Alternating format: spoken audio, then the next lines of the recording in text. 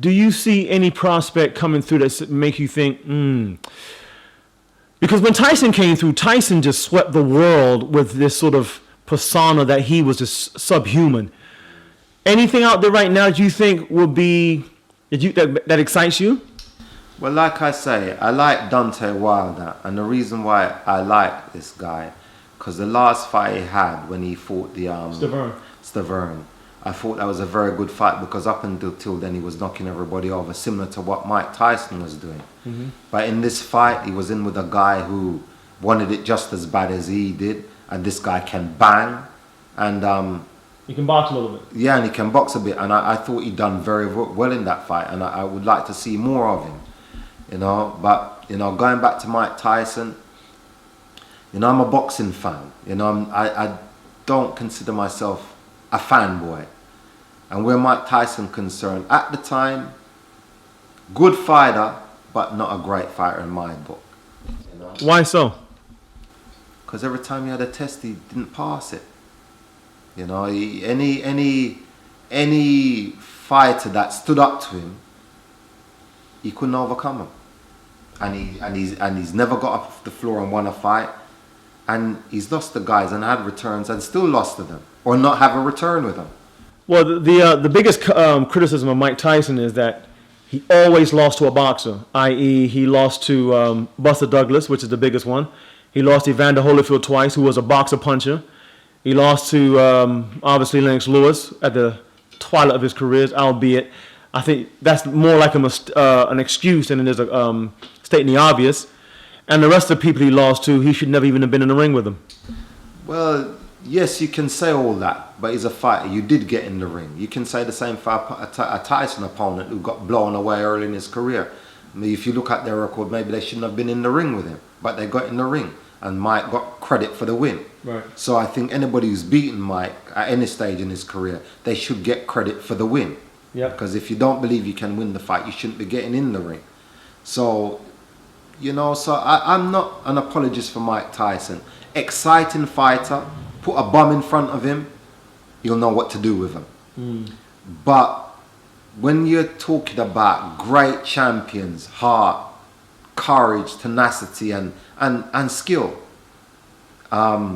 Mike, very good, but not a great. And there's a saying in boxing, a good big un will always beat a good little un. And Mike Tyson was a good heavyweight, explosive, but he was actually small compared to some of the big guys. I say Holyfield would have been the defining fight for me. If he could have beat Holyfield at any stage, he would have definitely gone up in my estimation, because Holyfield, it's an even fight. They're about the same size, and I think that's a fight. If Mike Tyson was as great as everybody thought he was, he should have at least won one of those fights, or at least gone the distance. In neither fight did he go the distance. I can't understand. When he loses, he gets stopped, or like he did in one of the fights, just he saw he was going to lose, so he started to do something crazy just to get thrown out the ring. And I find that disappointing. That's all, you know. But Mike, he did his thing, and he's got a lot of fans out there, and he was good for boxing to a degree, because he brought in a lot of casual fans that didn't know anything about boxing. But you ask them, what fight do you know? Mike Tyson. That's got to be good for boxing. Reese. Now, you were saying that Mike Tyson doesn't really go down in your estimation as a great fighter, good fighter, yes. Not a great fighter. Yes. And you mentioned that when he fought against a foe that was a boxer, Yes. you alluded to the fact that he never avenged the fight, first of all, Yes. never won the fight, Yes. and he never ever got up the canvas after being knocked down when he was in a losing position. Yes. And in your book, great fighters seem to find a way to come back, which Mike Tyson never did. Yes. Yes, that's my opinion. That's the way I see it. You know, I respect all fighters, and I respect Mike Tyson as a fighter. And like I said, very good, very exciting. But when the true test came, he didn't pass any of them.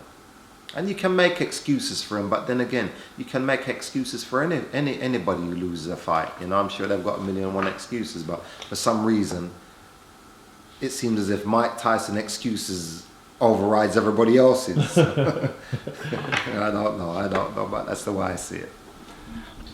How do you feel about guys like Don King? I mean, he gets a lot of criticism over the years.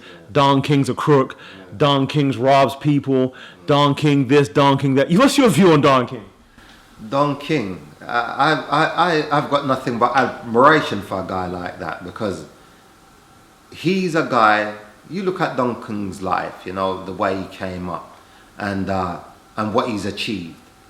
To put in a fight like he did, the Rumble in the Jungle, you know, one of the greatest fights in history. It's part of history, and for what he did for boxing, because at the time, you know, fighters were being exploited by various characters in boxing, and Don King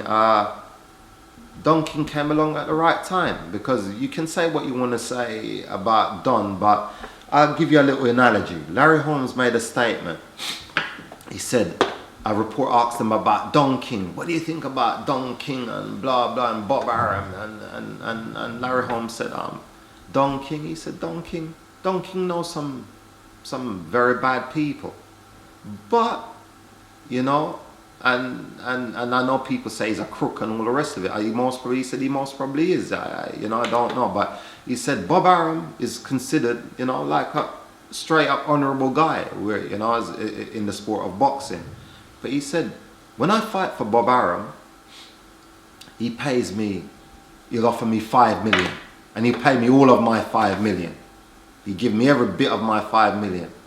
He goes, when I fight for Don King, he pays me 15 million. But I know he's robbed me. But you know what, Don? Keep on robbing me. Just pay me. So that's Don King for you.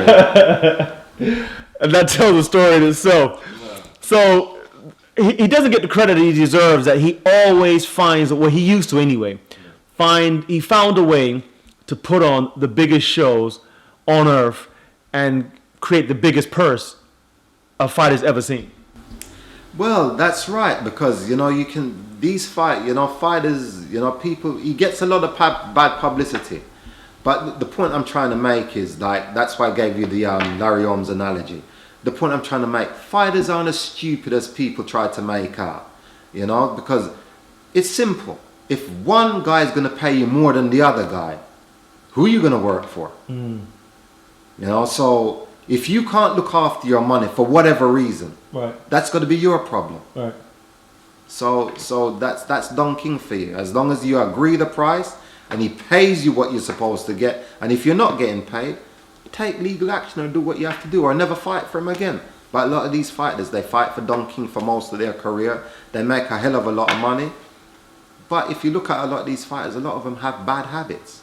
You know, you can't be gambling and taking drugs and disappearing with God knows how many women for weeks on end, and with your purse money, and then expect to have anything at the end of your career. If that's how you're gonna live, that's how you're gonna deal with your money. So, you know, some of these guys, they have to look into themselves, you know, and really, you know, look at themselves and stop making excuses, maybe.